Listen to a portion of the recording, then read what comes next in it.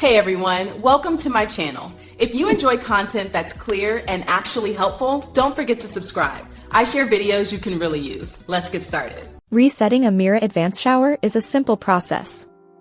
You might need to do this if the water temperature is inconsistent. Sometimes the low flow light starts blinking for no reason. This guide will show you the exact steps to fix it. First, you must turn off the power completely. Find the pull cord or the wall switch near your bathroom.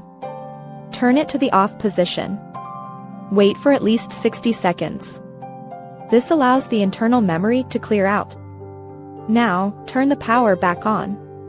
The shower unit will likely make a beeping sound. Look at the main control panel. Press and hold the start button. Keep holding it firmly for about 10 seconds. You will hear a long beep from the unit. Release the button immediately. The lights on the panel will flash in a specific pattern. This means the unit is in commissioning mode. Turn the temperature dial all the way to full cold. Press the start button once. Let the water run for a full minute. Now turn the dial all the way to full hot. Let it run again for another minute.